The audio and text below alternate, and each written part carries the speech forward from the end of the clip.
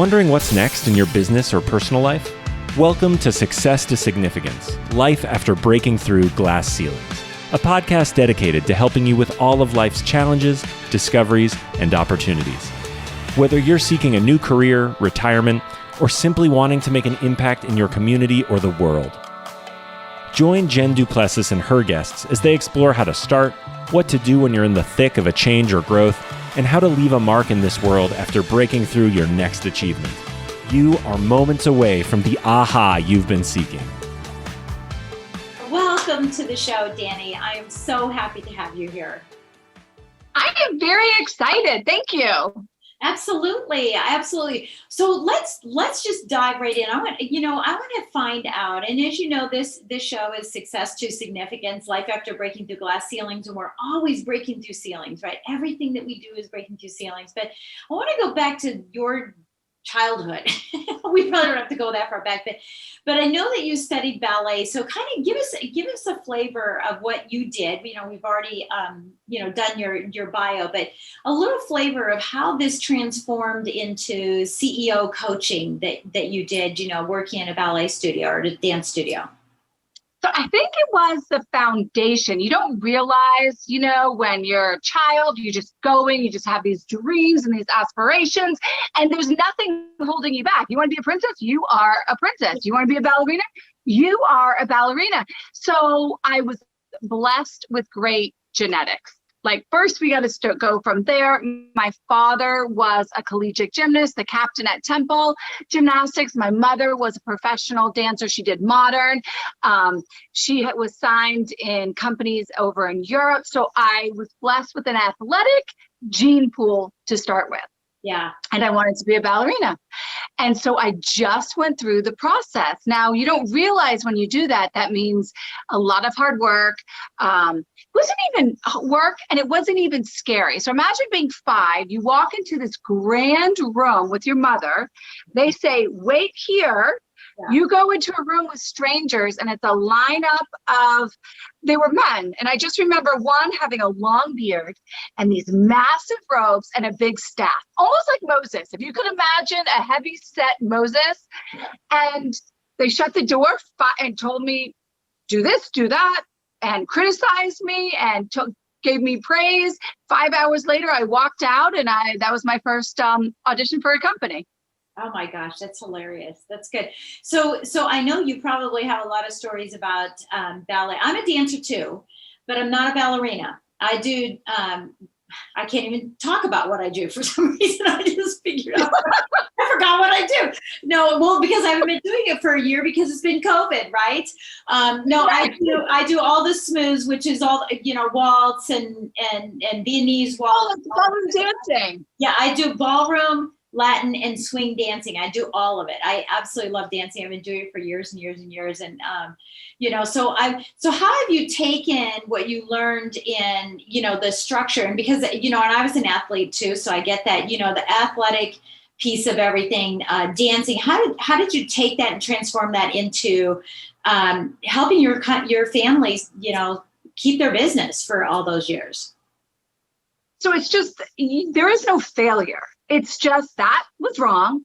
You need to make a tweak and redo. That's how it is in athletes. Sometimes you lose and sometimes you win. Doesn't make you a loser and it doesn't make you a winner. It's just how you perfect things. So when you're going through and sales are down or there's a lull in enrollment, well, why is that? What do you need to tweak to make the change happen? So I think just that philosophy of understanding, like, you're not winning, you're not losing. You're just trying to constantly evolve and tweak yourself to be the best version in that moment, and then apply that to anything in your life. Yeah, I think that's really important because it is that way. I also played flute and piccolo in the Colorado Springs Symphony when I was in high school, and it was just constant practice, right? That's really what it is constant practice and really perfecting even a measure. Right? Just a measure or a couple of notes or transition between 2 notes. And, so it doesn't mean that you aren't, good at what you're doing, but I love that philosophy of there's no failure. It's just, you're not winning, you may not be losing. It's a matter of looking at the tweak. So you learn that, and obviously there's discipline. There's discipline and tenacity, right? And being able to stick with it. Did you find that you had to kind of help your parents transition from their school of thought to your school of thought? Yeah. So I come from a very Italian family. So I think anything you've ever heard about an Italian family, all the myths, yep, they're true. That's us. That's how it was. So when I first came to the company, I was 18 years old, actually. And my father said, do you want to be part of the family business? And I was like, all right, sure. Okay. Yeah, I'm the good Italian daughter. This is what we're supposed to do. I was probably fired 6 times in the beginning. This is how he handled not moving into the next wave of technology or the next, generation. And I would just be like, okay. And I would show up the next day and we would just kind of go through this. So it took a lot of me being maybe not getting my feelings hurt, understanding that he's just a hot-headed Italian, knowing the person you're talking to, right? I'm not going to expect him to be level-headed and sweet and caring. It's just not the man that is my father. So he's a hothead, he's going to fire, he's going to spitball, and then we're just going to move on. He's going to act like it never happened. So it was understanding that environment really of who he was helped transition him out of it, because then he could see that, profits are moving up. Enrollment's moving up. Okay, so all these things I fired her over have merit to them. Yeah. So it's not smooth at all. That was not pretty at all. Yeah, no, I know. And it's funny because I used to work with my husband for 17 years until 2 years ago. Now he still works in the mortgage space and I've moved on, but we worked together for 17 years and our son worked with us as well. And my husband's Italian and I'm German. So I'm like a slow tick up onto, a roller coaster, like tick, tick, tick, tick for a long time and then watch out. He's like, a scorpion every day. It's like, constantly. Yeah. And, it's just weird. It's weird that you Italians. You learn. So I'm German and Italian. So he's all Italian. My mother was German. So I'm German and Italian. So I understand. I have all of that chaos up in this brain. So you learn. Right. Oh, you learn how to deal with it. Yeah, that's funny. Okay, so what kinds of challenges did you have? As we're talking about success to significance, at some point you said, okay, so the company's doing great. Enrollment's up, but now there's something missing in my life. So what kind of challenges did you have as you were starting to think, and sort of stew about where you were going to be going the next phase? Yeah, well, for 24 years, that was my identity. I mastered it. I could do it in my sleep. It was just like this. But at that point, I was very unfulfilled. My brother and I decided we needed to move on. And I think it wasn't over a 2-year period of time. You start to just lose your passion, and then you start to see things starting to, I wouldn't say fall apart because the company didn't fall apart, but you're on a high and and everything's great and loving and everything comes from a state of love. And then all of a sudden, it just doesn't give you that. You just show up. You're just going through the motions. You just become this robot. Yeah. So when I left, and my brother left, I didn't know what I wanted to do because I didn't want to be in that industry. So that was the first challenge of who am I? I've always been a coach. My whole entire life, I was coaching families. I was coaching children. I was coaching husbands and wife. That was always in my blood.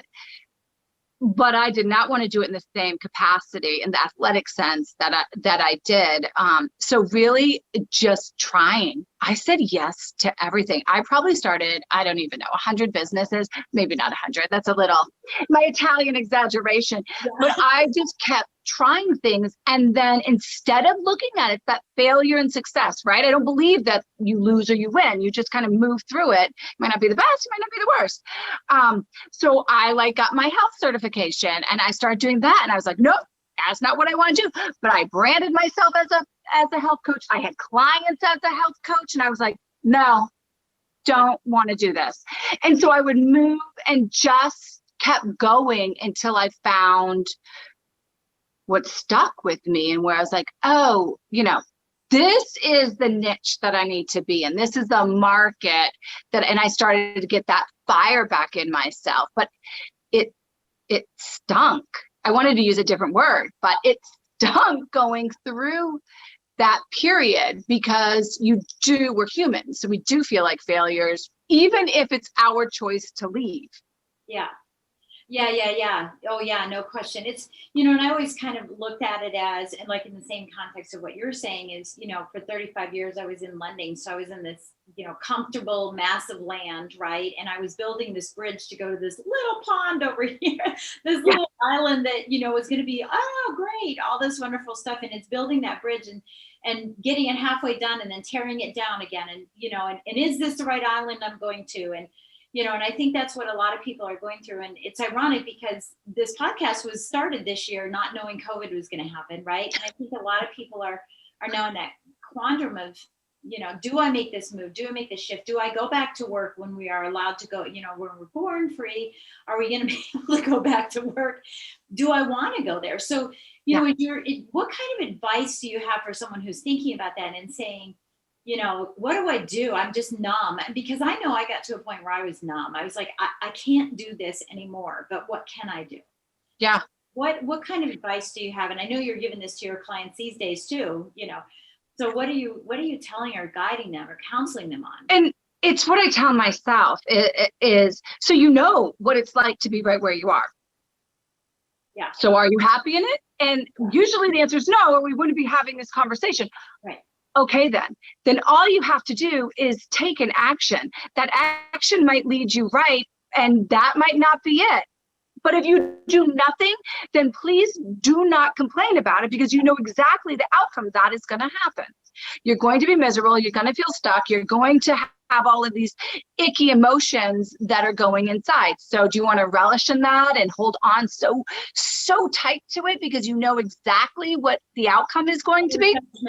Or or are you going to just do one thing different, just one change, and then that change is going to lead to another, going to lead to another, going to lead to another, and it's the ripple effect of your action that makes a difference. But we all know what we're going to get.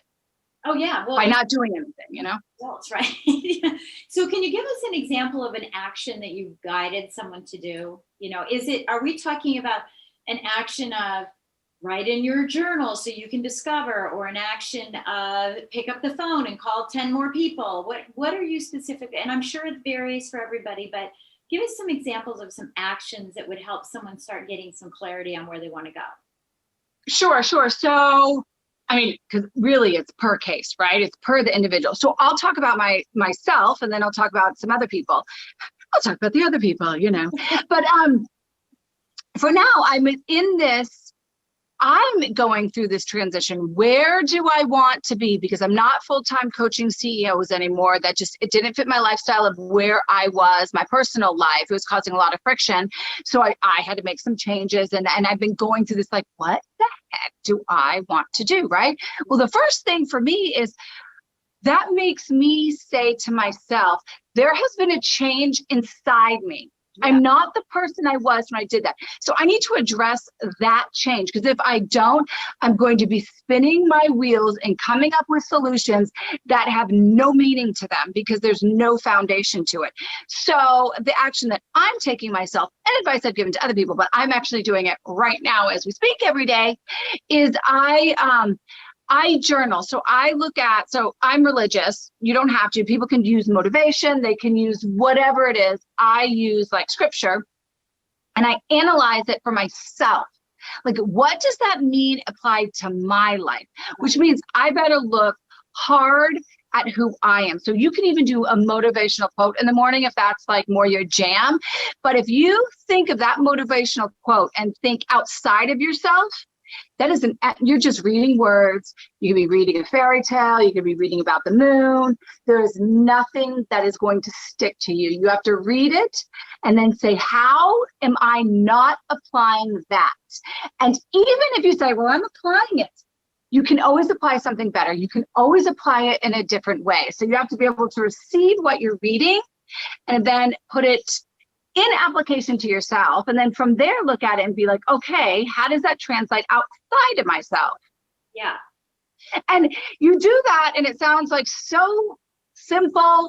And then at first, you're not going to feel anything. Everything's going to be the same. But then eventually, you're going to start getting these aha moments, and just the heaviness off your chest is going to be gone. And it doesn't mean you have an outcome. It just means you're opening up to receive whatever experience is kind of come your way. You know, you're ready to hear it and see it. So that's what I'm doing personally. Yeah, I love that. It's funny you're saying that because, I'm very faith forward. Everybody knows on this podcast that I'm very faith forward. But there's a verse in the Bible, and I'm not going to quote it verbatim because I'm really bad about that. But it's be silent and know. And I have been really focusing on those 4 words for, the last 4 or 5 months, is just silencing things. It's just be silent and then get the knowledge, get the wisdom. It'll come our way because we're just running around 100 miles an hour, right? And usually a lot of times what you think when people are in transition, they're trying to do what everybody else did because they're like, oh, that sounds good, so I should do that. And that sounds good. It's FOMO, right? It's like, get me out of my pain. I have a FOMO issue, right? Fear of missing out. So I must do what they're doing because that's how I'll be successful. And that's probably how I'm going to be happy. But it really isn't. It's just be silent and know. Yeah. And it'll come to you, and I had an aha moment like that over the weekend because I subscribe to Miracle Morning every morning with Hal Elrod. And I had that moment. And that's why I just had the conversation with Greg Reed at Secret Knock. For that very reason, I said, I've had an aha moment. I need your help and guidance. Where do we go from here? Yeah. So it's amazing when you just put into that practice, because sometimes you'll just read it and you'll just write and like there's no substance to it, but you just got to keep doing it. And then you have these small breakthroughs and you start realizing these aha moments and these breakthroughs come in so many different levels. Like I'm really good at supporting and giving. Like I can support the crap out of somebody. And a lot of times it's to my own deficit. It's to hurt myself because I'm getting pain because I'm going against something internally to me or giving something. And so it was one of those, like, supporting and giving does not mean you're not going to compromise and sacrifice. But if you don't have that love feeling, that means you've crossed some certain boundary within yourself. And you need to recap what boundaries you have. Yeah. Yeah. Beautiful. Beautiful. So now what are you telling other people? That's what you're doing. So what are some other tactics that okay, so I tell them to do that, right? I can't stand it, right? Because there are people that do, and that's okay. Yes. Okay, so I first tell them what I'm doing, right? I think you have to do it. You can only give advice if this is my opinion. Advice is best given when you've applied it yourself. Okay. So you tend not to give advice if I have not some part in my 43 years used it. And if I do, I'll say like, look, this worked for somebody else. I have no idea. Try it, but I don't have any substance behind it. So there are certain things depending on what it is. If someone's wants to start that new business, they're loving it. A lot of it with the at home kind of work from home, they have a product or things like that, but they're questioning it. And I'm like, you're not going to be great right off the bat. Right. Most businesses fail within 2 years. So don't get this delusion that you're going to make millions within the 2 years, but you have to start it. You have to just do it. So what's your business? Selling water, let's say? Okay, well, what is your plan of action? Let's put a plan of action to start the process, right? Of course, that plan of action is going to change 500 times over. Make a plan. 3 steps. 3 steps to start that business and do it. It's a big deal. I talk about this all the time. Make a plan. You would never go to Home Depot and just buy whatever you saw there, right? And just like, oh, that looks cool. I'm going to buy that and get this, and then take it out to a job site, right? To a site and say, gosh, I hope that this turns into a beautiful home. You would never do that. And No. you know, we do that with our lives and our careers and our passions. We do that all the time. We just gather shiny objects and fun stuff and just kind of hope that it comes together. Plans are a big deal. Yeah. And even in relationships, like, so relationships are my niche when I was CEOs and everything. That's the niche of my coaching is you better have a plan of that relationship, or you are going to be grabbing at shiny objects, gifts, nice words, and there's going to be nothing behind it. And I think everybody out there knows when someone's like, I really love you. You can tell if they don't really love you. They're just saying it because they're supposed to. They're supposed to, right. Yeah. I love that. I love that. That's crazy. That's cool. Okay. So let's do a little transition here, because those of you are watching, if you're watching here on YouTube, you see that you're wearing a marine red sweatshirt, right? And you have the United States flag behind you and everything. So let's talk about what is part of another niche that you've worked into, and how did this sort of come about? Probably journaling, I'm sure, at a certain time. But share with us how you transitioned into really helping CEOs and relationships in military personnel and their families. So, and I had, again, another transition where I was doing great. And here's another thing, and I'll talk really quickly. I was great at CEO coaching. Like, I made bank. I was changing people's lives. So it wasn't just like the emotional part of it of, yes, I'm actually helping these CEOs better their relationships or find love. But I actually had like a business that was self-sustaining, and it took my income from before and replaced it even better, right? Yeah. But emotionally and personally, it created this imbalance in my life. So I was like, oh, I didn't really want to leave, but it was like, do I stay married? Yeah. Or do I keep my business going, right? Right. You kind of look in the mirror at your own, what you're telling everybody else. Yeah. Yes. So I didn't know what to do. I was back at the square one yet again, and I was having lunch with a friend of mine, and she said, well, what do you love? What do you do that no one knows you do, that you just do every single day? And my son he's a Marine veteran now, but he was an active Marine. I'm like, well, it's my military community. It's my military moms. It's the veteran events, giving to them or participating in them. That's what lights my fire. And it changed me when my son became a Marine. So it was very dear to my heart. She said, okay, then. And then I was like, okay, I don't know what that means, but let's just pray on it and see what happens. And that's how I wrote my book, Devoted to a Soldier, Strengthening the Family Unit. So it was my passion of wanting to help the military and veteran community. And then my niche that I developed and became very successful at on the relationship side, married them, and it started with the book. And from the book, it led to events. It led to my own show, Devoted to a Soldier. It led to it was just the ripple effect of saying yes, constantly looking at myself, and never accepting when I felt like this is not what I should be doing and I failed. Like, because I can feel that way, but there's a difference between feeling it and accepting it. Yeah, that's beautiful. So are you helping veterans just in the family unit in the relationships, or are you helping them in their businesses as well, for those that are wanting to go, sort of branch out on their own? Where is the real crust of what you're helping people do? It's mostly on the personal relationship side. And it's as of now, it is more of, I'm building the community. I have a very large community at the events. That is my advertising. It's all referral based. So I'll have people call up and say, hey, you got to talk to this guy. He's like spiraling down. He just broke up with his girl, and then we'll go on and make life changes. And I misspoke a second. I can never get the acronym right, but PTSD. Is it a lot of work in that arena as well, for those that are listening, if they have a loved one or they themselves are in that situation, saying, I've got to get this fixed first before I can maybe move on and transition into some other kind of work, or, chasing a passion that I have? I don't think, so I'm not like a clinical psychologist. I have my own, my own thoughts and theories of it. But I think for like post-traumatic stress, right? I hate to say it's a disorder because I don't believe anything in us is a disorder or a disease. It's just things that we need to work through. But it's never going to go away.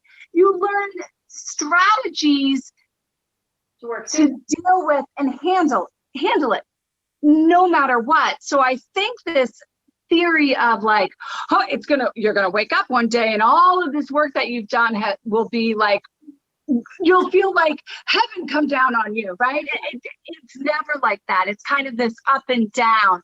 So constantly having tools, constantly working on yourself, working through things is what's going to evolve you into being the best version of yourself, whether it's a new career, finding a career, being a good father, husband, or just you, right? Like just loving on yourself. But yeah, it's a huge, some form of it.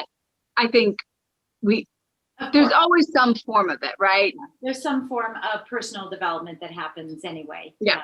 I think in anything we do. Yeah. Now you mentioned husband and father. How many women are you working with that are in this situation as well, that are the veteran? So not a lot of women, I would say. Like if I had to do percentages, and I'm terrible at math, it'd be like 2% and the rest are men. So so when I coached, I coached all men. I didn't coach women. And so that is kind of what it's translated. I have a lot of female veteran friends and we chat, but it's not a professional base. Yeah. It's more like of the girls. So all I work with is men. Yeah. Yeah. And I think that comes from your personality. I mean, I know you outside of the confines of this, to know your personality. It's interesting because, that's a lot of what I do as well. And I don't know how that happens, but it just does. I don't know if it was like, I'm like the tomboy that wears stilettos. And I don't know if you have like that personality of it, or I've had brothers. I was raised, my brother's my best friend. Yeah, that's probably it. Yeah. Yeah, very strong Italian father growing up. But I connect the best with men. And to be honest, I think it's because I can't make them cry. I'll help you make them cry. I can do that. I can do that. Okay. But you can like just talk and you're not going to hurt their feelings. They all cry. They always cry. They're always like, pardon me, but I'm getting emotional. I'm like, oh, it's good. You're having a breakthrough. That's so cool. That is so cool. So now, so you work definitely with veterans and stuff. Do you work in the charity community as well? Are you philanthropic about working with veterans as well? That is like the event. So the events that I go to and I support through like emceeing at the events, I do it with a good friend of mine, Travis Parrington, Oscar Mike Radio. Yay, Travis. So we'll connect and we'll go to these different nonprofits to bring awareness to them, to bring like more spunk to the event, to bring our characteristics to that event, to like bring more people in or bring more awareness in. So it's not just necessarily one nonprofit, but it's multiple ones, but all in that veteran community. It's all serving that community. Yeah, that's so great. That is absolutely great. So what does 2021 look like for you? Ooh. I think there is going to be, there's definitely going to be a lot of change. I don't know what it is yet, but like I said, I'm having this kind of going through this transitional piece of it. Things that'll stay the same is I will continue doing my show. I don't know where that's going to go. Continue doing the events with the veteran community, but I see everything growing right into this next kind of level. And then there's this other like piece that I'm not sure what that bubble is going to be, but that is going to be a huge change maker, but I don't have words on it yet. Interesting. Is it in business or is this in your life? It's a combination. Yeah. I think it's going to be a combination of personal and business. I'm very older. You have an older child, so maybe there'll be a baby. No, they have to first, there better not be, because at first they need a girlfriend or a boyfriend and a commitment. We're not making same mistakes. We're not repeating history.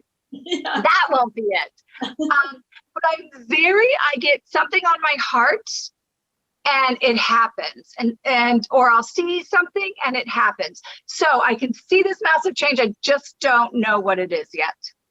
Interesting. Yeah, interesting that you see that. I don't know, sometimes I feel that too, and I know what you're talking about. And I think I've said it to my husband like 4 times this year. It's like, I'm on the brink. I'm on the brink. Yeah. I just feel it. I'm on the brink, but I don't know what I'm on the brink of. It just feels like I'm on the brink, and it's positive. It's a positive brink, right? Yeah. It's like, there's something there. Yeah, that's interesting that you're saying that. Crazy. And I wonder Yeah. how many people are thinking that too. I mean, because we've all just had so much time to be silent and know, right? Or be quiet and know, or whatever. I think the biggest mistake people are going to make going into 2021 is that they have this feeling. And when they don't see this massive aha, like in your face change, they're going to forget all of that work that they did because it's not big enough for them. Interesting. That's very important. I hope you heard that again. I hope you heard that, right? So I'm going to ask you to repeat it again, right? It's like making sure you say it the way you want to say it. Yeah. The aha. Oh, I don't know if I can never repeat it again, but we think we're on the brink of something because we're sitting, and that when it's not big enough, like it's not a brand new house or a brand new car, brand new job, or 1,000 more clients, that it fizzles out. That it wasn't. Yeah, you fizzle out and you think that it was nothing, and you forget all the work that you learned of just like during that sitting part that we've been in for the last year, and you throw it all away because it wasn't big enough for us. Yeah, that's key. So we need to look for the small things, right? The small things. One of the things Darren Hardy always says is that small, significant choices and changes have massive impact, right? It's not the big elephant. And he always says is like this. He goes, have you ever been bitten by an elephant? And you're like, no, I haven't. Well, have you been bitten by a mosquito? Yes, thousands of times. Yep. It's those little seemingly significant changes that make the biggest impact in your life. Yeah. And being aware. That's the impact we had here, not just outside, but it's the impact here. If we don't, and we don't want to lose it.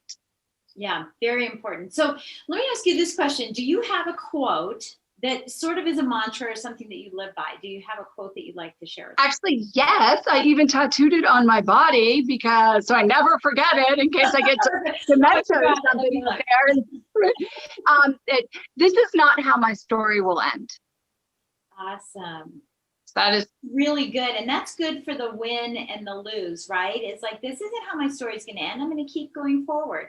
And I like the visual of that. To me, it's just like saloon doors, right? It's like, the win, here's the lose. We just go through the doors, and go to the next one and move on. And, I love that quote. That's awesome. Well, I'll tell you what, Danny, it's been fantastic having you on. I have wanted to do this for a couple of years, and it just was, we were busy, and then COVID happened and all that crazy stuff. Because I thought, I'll just catch you next time I see you, when we're in a club together or something. And then that didn't happen. And I thought, I better get a hold of you and make sure that we have this conversation. So thank you so much for gracing us with this beautiful knowledge that you gave to us, on how you went through this. And that's what's important about this podcast, is that we're all at different stages. And we just need to feel like we're not an island, that we're all going through these different things. And somebody somewhere heard what you had to say, and I know it's going to change their lives. So what is the best way for someone to get a hold of you if they want to reach out to you and say, hey, look, I need you. I need some coaching. I'm a veteran and I need some help in my relationships. So the easiest is my website, because it has like my phone number and it's links to everything, right? So Dani Rocco, I'm a girl, so it's DANI ROCCO. Yeah, we'll have. Yeah, but it's like on all my social media links, so you can just listen to the resource podcasts and the other podcasts on there, or you can reach out. You can text me. I'm pretty transparent, so you go there, you get everything. That's awesome. That's awesome. Well, again, thank you so much for gracing us with your presence. And, I wish you all the best in 2021. And I know it's going to be great for you. I know it's going to be great. I have a feeling it's going to be wonderful. So thanks again for joining us today. Yes. Well, thank you. And thank you for what you're doing, because you learn best by listening and history, right? We all have our own history. Oh, yeah, no question. So thank you again. And so everyone, thank you so much for gracing us with your presence by listening in today and taking time from your day to listen into what we have to share. And hopefully it made an impact in your life, or will make an impact in your life. And again, pay this forward, share it with other people, and we'll look forward to talking to you the next time on Success to Significance. You've been listening to Success to Significance with Jen Du Plessis, the #1 podcast for people wanting to give more value and make an impact. Loved this episode? Be sure to subscribe right now at www.jenduplessis.com/S2S for more stories, strategies, and thoughts to help you gain significance and success. And if you like what we're doing, don't forget to give us a rating and review so we can continue to bring you the best content possible. Join us next week for another breakthrough episode. Thank you for listening.